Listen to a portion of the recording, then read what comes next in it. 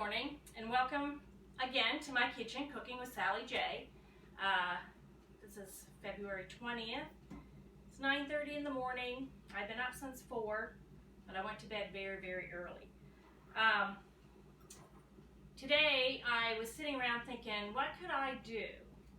Because I had a week full of cooking. I canned 61 jars of spaghetti sauce. I made 19 dozen rolls. We just did a thing for our church and Bruce delivered it to all the families. And so I was like tired, and I'm thinking what I need to do is clean my kitchen. I need to empty my cupboards. I need to just scour out everything. But I'm like, no, I don't think I want to do that. So I thought, well, I think I'll make Texas brownies. And how that came about is a girl from our church texted me last night just as I crawled into bed and said, would you send me your recipe for Texas brownies? And I'm like, sure, I'll do that in the morning. And then I thought, I will make a video on that. So that's what we're going to do today. So Sam Buck, this is dedicated to you. Now Texas brownies are not difficult. They're just, you do have to do things in order. You can't just do your own thing. Believe me, because I tried, because that's the kind of girl I am. I like to do my own thing. But you got to go in the order of the recipe. So I can't remember where I got the recipe. It's not a family recipe. It might have been, somebody might have been visiting, or it might have been a magazine. I think it probably was more like a magazine. But I really like them. But I don't make them that often because they're time consuming. I need to get my beater. So we're going to get started. You want to have your oven already preheated. Mine's preheating to 400. Okay. So you can use a mixer like this, or you can use a hand mixer, but this makes it a little quicker. So in the big mixer, you're going to put 2 cups of white sugar. Okay? And you're going to put 2 cups of white flour, without making a mess, which I never cannot make a mess. Okay, so you're just gonna mix that up a little bit. You don't want anything else with it yet.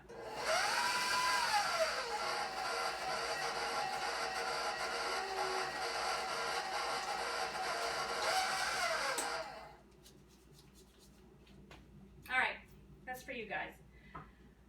All right, so in a micro-safe dish, and I always use my Pyrex because it's easier to pour, my Pyrex 4-cup measuring cup. If you don't have that, that's fine. Just make sure it's a microwave safe dish. You're going to put in a 1/2 cup of Crisco.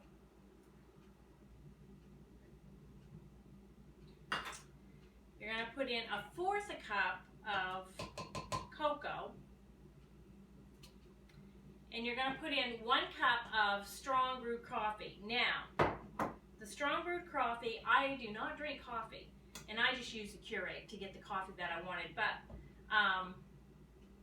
if you have a lot of company, or if it's the holidays and you've got coffee left over and you don't want to throw it out, or even if you have a church function and there's coffee and you don't want to throw it down the drain, just save it and you can put it into these brownies. So this is 1 cup of strong brewed coffee. Now, you don't have to use coffee.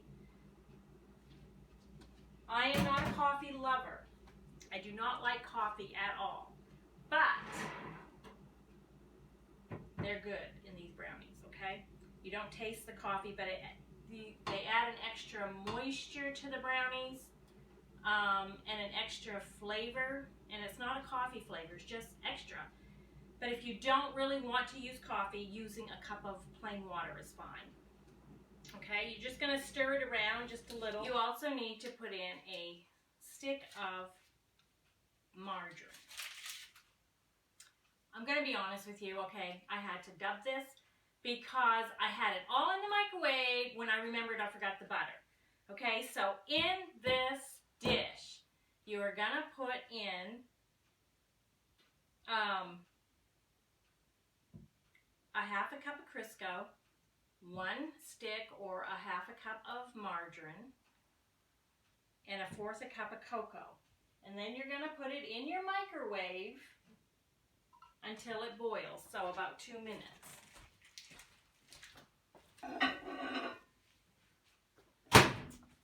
Okay, so my 2 minutes are up, and it was boiling pretty good. So now what you're going to do, yeah, that's boiling. 2 minutes is a long time when you're making a video. Do you know that? Try it sometime. Okay, so now I'm going to turn my mixer on low. Or medium low. I just don't want flour everywhere. There we go. So now I'm just going to slowly pour this into the sugar and the flour mixture. You can turn it up as soon as the liquid starts absorbing into your flour.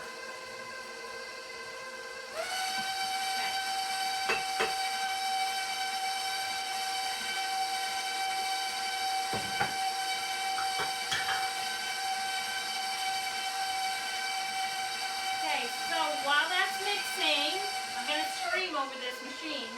While that's mixing, you're going to add 2 eggs that you've already beaten. Okay?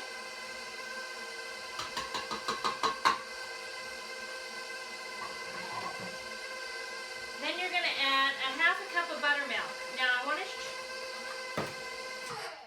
tell you how I make the buttermilk. I always buy the buttermilk in the powder form because I don't drink enough milk to keep it in my fridge. Powder form, after you open it, you keep it in your fridge. But for a 1/2 cup, it's 2 tablespoons and a 1/2 cup of water, and just mix it well. And you always will have buttermilk in your fridge because you have it powdered form. Okay, I'm going to turn the noise back on. You're going to add your buttermilk. The water can be cold or warm. I choose warm water to help break up because sometimes it'll fill up like flour does sometimes, so I use warm water. And after that, you're going to add 1 teaspoon of baking soda.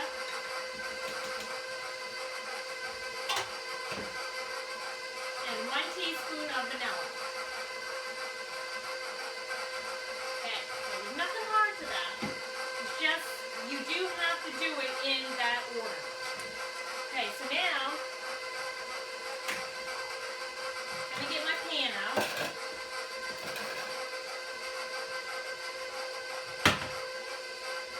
We're going to spray this.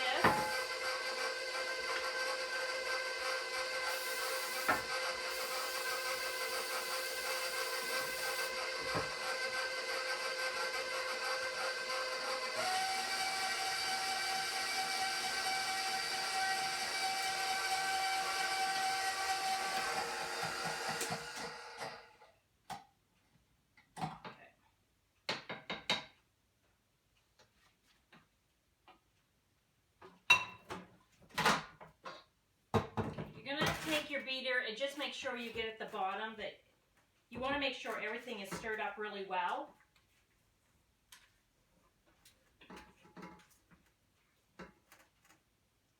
My mixer, it does a big job, so sometimes with regular jobs it doesn't get the bottom good.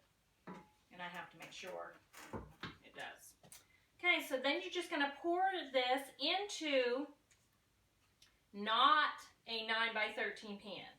You want to pour it into a 17.5" by 11 or a large lasagna pan, but it needs to be bigger than 9x13.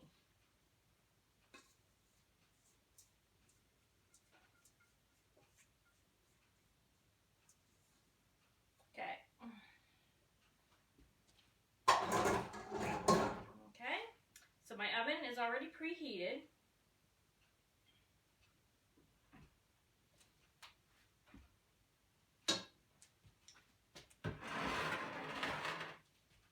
We're going to stick her in. So it has to be at 400 for 20 minutes, okay?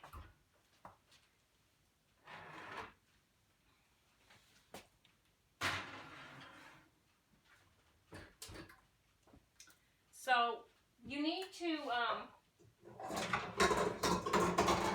keep an eye on your time because the next step is very important. The next step is the frosting part, and the frosting needs to go on the cake when it is hot. So sometimes I make it too early, and so I'm just going to wait the 10 minutes, and then at the 10-minute part mark, I'll tell you 10 minutes. So I'm just going to wait 15 minutes. So when I only have 5 minutes left to the cooking time, I'm going to make the frosting part. But before we do that, I just want to share with you a couple of fun things. With all the cooking that I did for the church, it's something that Bruce and I always put on an appreciation supper for our church. We've done it. We've been here 36 years, 37 years. I don't know. He knows the date better than I, but it's 36 or 37. And it'll be 37 in March. And he always felt that we should do an appreciation supper and that he should serve everybody. Well, with COVID and all that stuff, we just wasn't sure what to do. We could have the supper here, but we knew that there would be a lot of people not come, and we wanted to make sure that we recognized everybody. We appreciate our whole church family,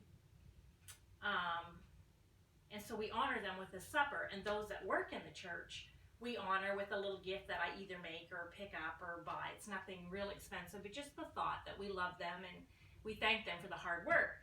So anyway, this year, I came up, God put it in my head, I don't know. Instead of doing that I would can 61 jars of spaghetti and meatballs. And you know, when you if you had a spaghetti supper for people, a roaster full of spaghetti sauce and meatballs would be plenty to feed everybody. But when you're giving it, it's not plenty. I had to triple my recipe twice, and then again I had to do a regular recipe in order to get enough for everybody. So it's a lot of cooking, it's a lot of ingredients, it's a lot of stuff. But in the middle of making my meatballs one day, I just got laughing here in the kitchen because God is just so good to me. And those of you that just don't understand it, just bear with me. But I take care of a couple of little girls, and their parents have chickens.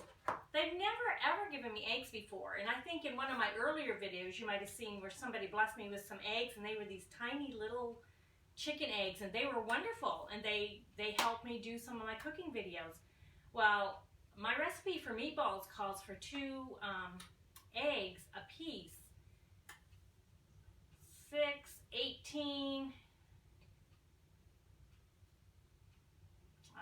See, I'm losing count. My brain is just getting old and tired. All right, so 2 times 3 is 6, times 2 is 12. So 18 eggs I needed just for meatballs. That's not counting for the bread I made. And they came in, they didn't know, they came in with 2 dozen eggs for me from their chickens, which they've never done before. And look how big these things are. They're like, look at them. They're just so... And every time I go get an egg, I would just giggle because I did not have to buy 1 egg for meatballs or for bread. And it's just different things like that. Somebody else came by with a box of food that they couldn't use from one of these places that give out food because of COVID. And in it was milk and sour cream and something else that I needed for supper that I put on for some ministers. So it's like, you know, no matter what you do, if you give your money or if you give your food, you never go without because God blesses you back. And he has just been amazing with it. I mean, I got cottage cheese. I didn't cook with cottage cheese. I like cottage cheese. Oh, apples and oranges. That's another thing. I've been trying to eat good, and I'm like, okay, God, you're supplying me with all the good food that I need. So I guess what I'm just telling you is that, you know, sometimes when you're feeling down and out and whatever, go do something for somebody because it never comes back void. God always blesses you with more than enough. Okay, we'll be back when we do the frosting.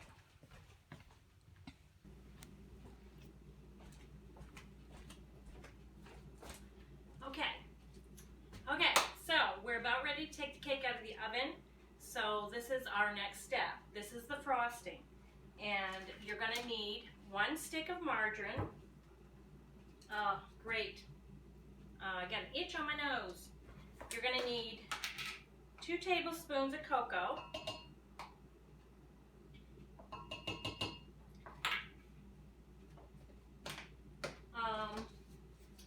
And you're going to need 1/4 cup of milk, which I forgot to get out.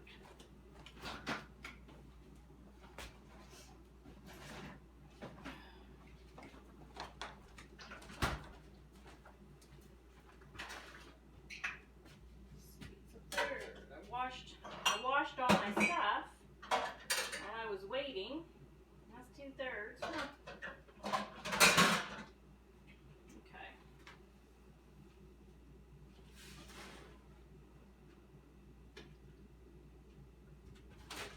And 1/4 cup of milk.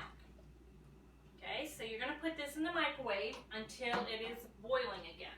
So about 2 minutes is the average to make sure something's boiling in the microwave. Again, if you don't want to use a microwave, you can do it on the stove. I just prefer the microwave. So while that's in the microwave for the 2 minutes, I am going to pull the cake out. I know, my insides are rushing, and so I rush here. I don't mean to. But it is important that the cake is as hot as possible when you put the frosting on it. I do that every time also. Okay, here's your cake. Okay, so we have it out of the microwave. It was nice and bubbly and foamy. You want to stir that up a little bit and I guess halfway through the 2 minutes, if you want to stir it, just so that everything is blended, that would be fine. Okay, so now I'm going to add 3.5 cups of powdered sugar to the hot mixture. Okay, and I need a bigger spoon. A teaspoon of vanilla.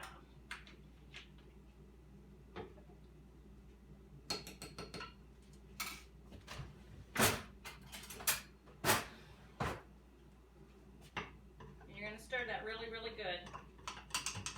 It's not going to be a thick frosting.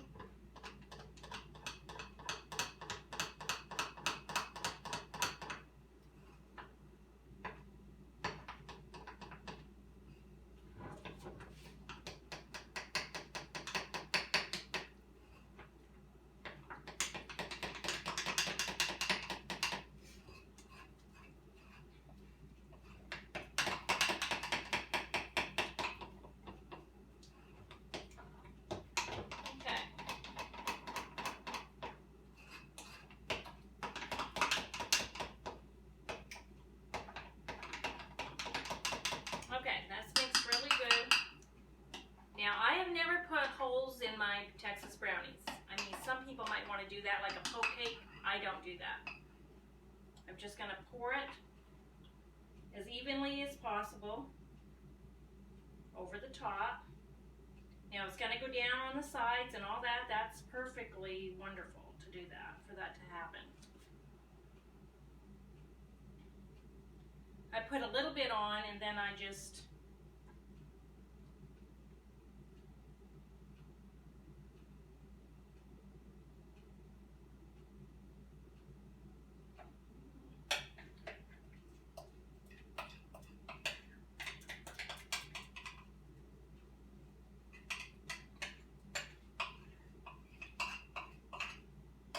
okay.